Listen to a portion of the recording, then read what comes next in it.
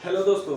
तो आज ये पढ़ाई से रिलेटेड वीडियो नहीं है, ये आपके उत्साह से रिलेटेड वीडियो है। और मैं अपना सक्सेस जर्नी कहाँ से शुरू किया था और आज मैं कहाँ हूँ, ये आप लोग को बताना भी ज़रूरी हो जाता है। क्योंकि जब आप मेरा वीडियो देख रहे हैं तो आपको पता होना चाहिए कि जो शख्स मुझे कुछ बता रहा है उससे क्या मुझे बेनिफिट होने वाला है कि नहीं। क्योंकि मेरी जो सक्सेस जर्नी है 2007 से शुरू हो गई थी और फाइनली मैं किसी भी डिपार्टमेंट में जब ज्वाइन किया तो 2013, यानी कि आप अगर उससे ही अगर हम काउंट करें तो ऑलमोस्ट 6 साल का जो समय, हाँ 6 साल का समय मुझे पूरा फाइनल सिलेक्शन होने में लग गया। लेकिन इस दौरान आप देखेंगे जब मैं आपको डिटेल से बताऊंगा कि कितने प्रकार के रिटन एग्जामिनेशन को मैंने क्वालिफाई किया।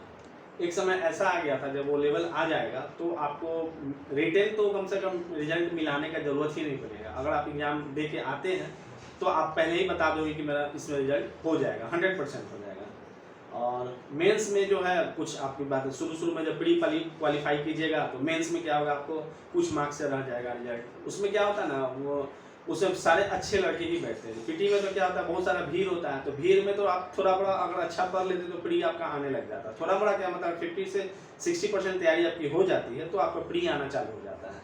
मेंस जब 80% आपका तैयारी हो जाएगा तो आपका मेंस आएगा। और फाइनल मेरिट जब आप क्या बोलते हैं, जब नंबर ऑफ वैकेंसी के अनुसार आप सबसे अच्छे लड़कों में काउंट होंगे तो आपका जो फाइनल सिलेक्शन हो जाता है। तो आप ऐसा देखेंगे कि मेरा भी रिजल्ट बहुत सारे एग्जामिनेशन में हुआ लेकिन फाइनली नहीं हुआ। उसके पीछे का रीजन क्या है कि मैं सारे एग्जाम को फोकस करता था। तो मैं आप लोग को ये मतलब सजेशन दूंगा कि आप लोग जो है स्पेसिफिक कम से कम 2 एग्जामिनेशन को फोकस कर सकते हैं। अगर जो एसएससी की तैयारी कर रहे हैं तो रेलवे को फोकस कर सकते हैं।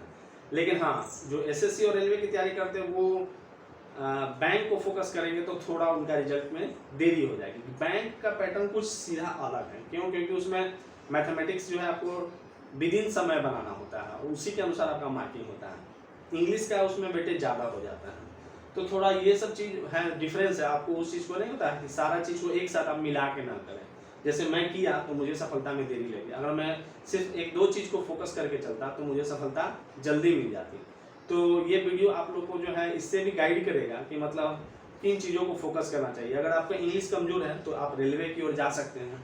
अगर इंग्लिश आपका अच्छा है तो एसएससी कर सकते हैं। और इंग्लिश और मैथमेटिक्स दोनों अच्छा है तो आप बैंक की ओर जा सकते हैं। ये इसका मूल क्या बोलते हैं, मूल बात है। इस बात को आप ध्यान देके आगे की ओर बढ़ सकते हैं। तो अब देखिए, हम आपको रिटर्न अभी हमें अपने एग्जामिनेशन को 3 भाग में जो मैंने क्वालिफाई किया उसको बांट दिया हूँ। एक है रिटर्न क्वालिफाई, दूसरा आपका मेंस क्वालिफाई, और फाइनली जिसमें मेंस मैंने दिया और मेंस पास भी किया, फाइनल मेरिट में मेरा रिजल्ट नहीं हो पाया। और ये आपका हो गया मेरा 2 जगह जब मेरा फाइनल सिलेक्शन हुआ तो वो मेरा ये यहाँ सिलेक्शन है। तो सबसे पहले हम स्टार्ट करते हैं। जब 2007 था उस समय मैं ग्रेजुएशन कर ही रहा था और उसमें शरीर इससे थोड़ा सा मतलब पतला दुबला था। तो लोग देखते थे कि टाइपिंग बेस्ड एक वैकेंसी आती थी, सब जो पैरामिलिट्री है सारे में निकलती, हेड कांस्टेबल मिनिस्ट्रियल का। तो एग्जाम हम 2007 में ही मतलब हम पास कर गए थे। उस समय की बात की है और उसमें मेरा सिलेक्शन फाइनली हो जाता तो आज मैं 13 साल मेरी नौकरी हो गई रहती और आज हमको लगता है कि इंस्पेक्टर बन गए हुए रहते। लेकिन चलिए, भगवान को कुछ और मंजूर था। और सीआरपीएफ हेड कांस्टेबल मैंने जो है मिनिस्ट्रियल का दिए थे, जो मतलब मुझे क्या ऑफिस में बैठ के काम करना था, मतलब मुझे फील्ड जॉब नहीं करना था। तो वो 2007 में दिए थे। इसमें मेरा प्री हो गया था, फिजिकल क्वालिफाई कर गए थे, टाइपिंग टेस्ट दिए थे। तो टाइपिंग टेस्ट जाने के समय क्या हुआ था, उसमें जो टाइपिंग होता था उसमें नेगेटिव मतलब जो मार्किंग दिया जाता था ना कि आप कितना ज़्यादा गलती कर सकते हैं, उसमें मेरा गलती 6 वर्ड मेरा ज़्यादा गलत हो गया था। इस कारण मैं टाइपिंग में डिस्क्वालीफाई हो गया और उसमें मेरा सिलेक्शन नहीं हुआ। उसके बाद MES होता है, मिलिट्री इंजीनियरिंग सर्विस, उसमें LDC का एक पोस्ट आता था पहले, वो इलाहाबाद में निकला था, एयरफोर्स के अंतर्गत MES का था।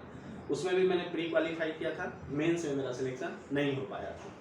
नेक्स्ट हम CPO SI 2008 में दिए थे, उसमें भी मेरा रिटर्न हो गया था।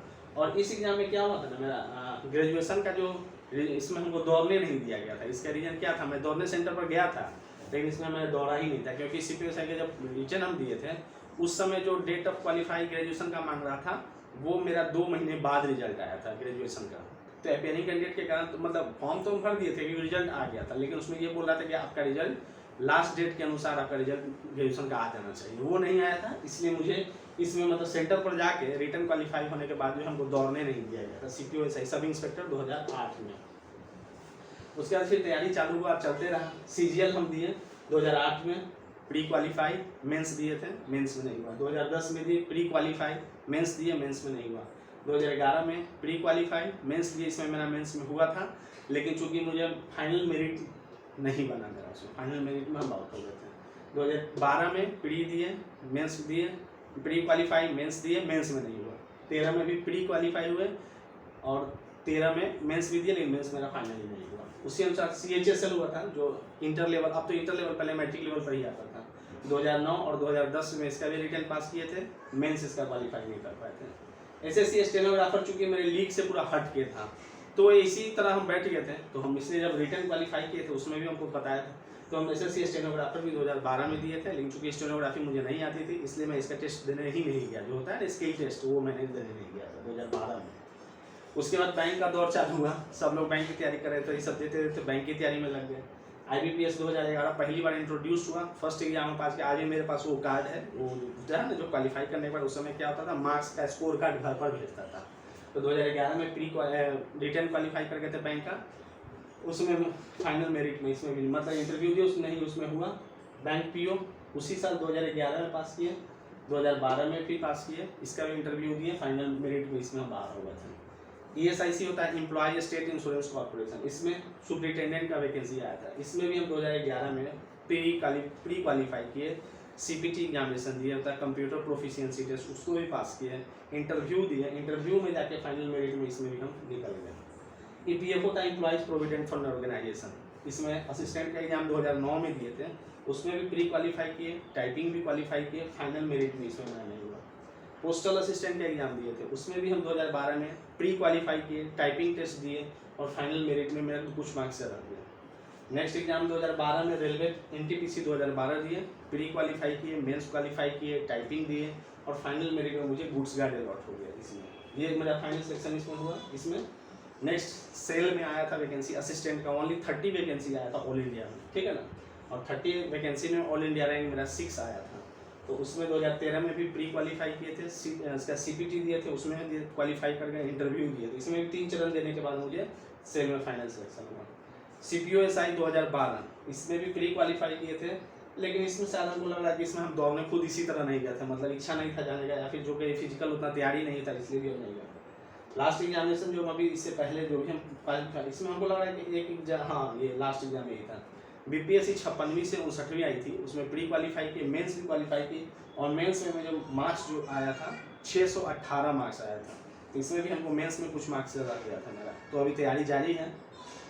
अब इसके अनुसार इसे मेंस हम किसमें क्वालिफाई किया आपको बता दें कि यही CGL 2011 में मेंस दिए, तो फाइनल मेरिट में मेरा नहीं हुआ था। बैंक PO आपको बता ही दिए कि 2012 में दिए थे, इंटरव्यू दिए थे इसका बैंक PO का, इसमें भी फाइनल मेरिट नहीं हुआ। ESIC में भी फाइनल, प्री, PT, CPT और इंटरव्यू देने के बाद फाइनल मेरिट में नहीं हुआ था। पोस्टल असिस्टेंट बता ही दिए, PT क्वालिफाई करने के बाद टाइपिंग दिए, टाइपिंग भी क्वालिफाई करके मेंस में मतलब फाइनल सिलेक्शन जो आता है मेरिट लिस्ट, उसमें बाहर हो गए थे। Railway NTPC finally goods guard मिला, और सेल असिस्टेंट में इसमें भी प्री मेंस पास के। CPOSI में भी 2012 में मेंस दिए थे, क्योंकि पहले प्री होता था, मेंस में इसका क्या होता था, शायद डिस्क्रिप्टिव होता था, शायद इंग्लिश में लिखना होता था। और BPSC मेंस दिए थे 618 बता ही दिए सब मेंस का।